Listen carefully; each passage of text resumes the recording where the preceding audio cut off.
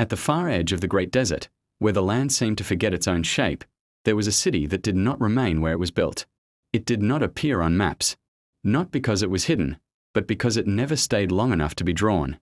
Travelers who claimed to have seen it described a strange sight: houses resting lightly on the sand, streets that curved like waves, and towers that leaned as if listening to the air.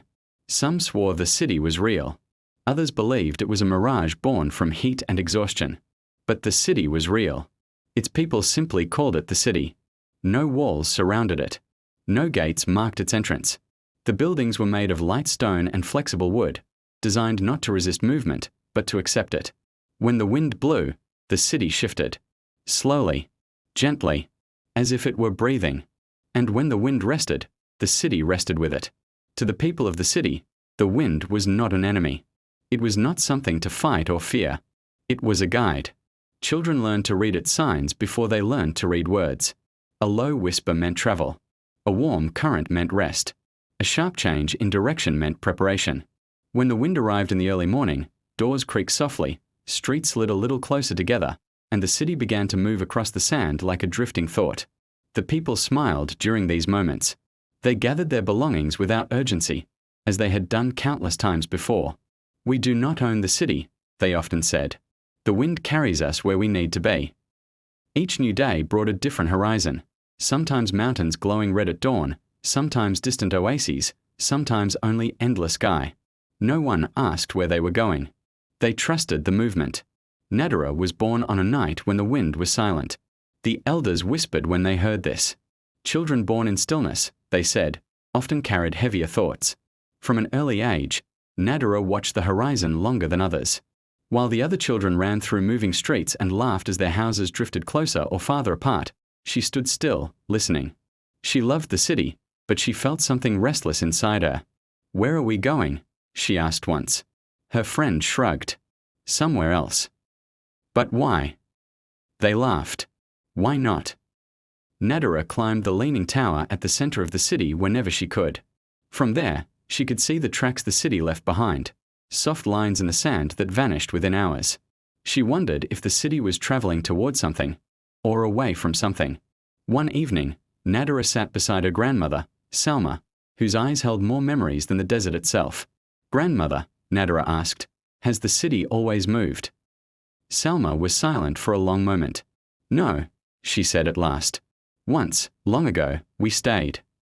She told Nadara of a time when the people built strong walls and heavy foundations. They believed safety came from stillness. They believed permanence meant protection. When danger came, the city could not escape. Only those who listened to the wind survived. "After that," Salma said softly, "we learned never to tie our lives to one place." Nadara looked out at the stars.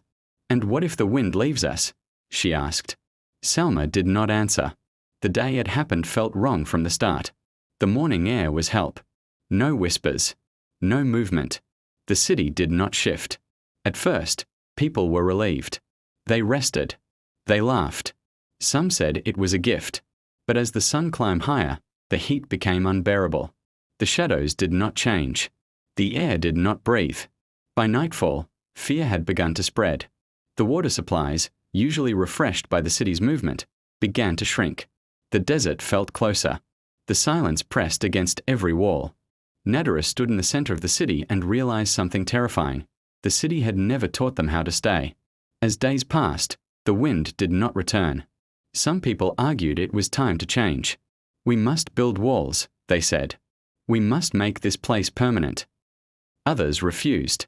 "The wind will return," they insisted. "It always does." Voices rose. Trust fractured. For the first time in generations, the city was divided, not by distance, but by belief. Nadara tried to speak.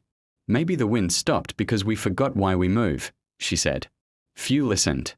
That night, Nadara left the city alone.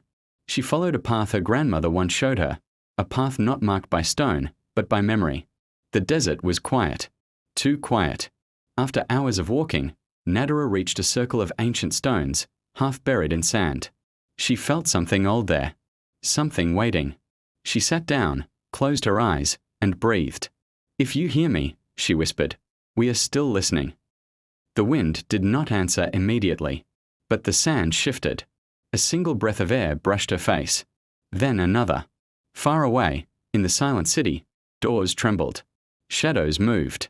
People woke in the night, sensing something familiar returning. By dawn, the wind had found its voice again. The city began to move. Slowly, carefully, as if relearning itself. No walls were built. No chains placed. The people watched the horizon together, understanding now that stillness had never been safety. Movement was not escape. It was wisdom. Years passed. Nadira grew older and became the city's storyteller. Children gathered around her at night, listening as the city drifted under the stars. She always ended her stories the same way. We do not belong to the land. We do not command the wind. But as long as we listen, we will never be lost. And the city continued to move, leaving behind only faint traces in the sand, like memories the desert chose not to erase. The city that moves with the wind still travels. Some say they have seen it at dawn. Others believe it exists only in stories. But those who listen carefully, when the wind changes direction, sometimes hear the echo of moving streets and understand that life itself was never meant to stand still.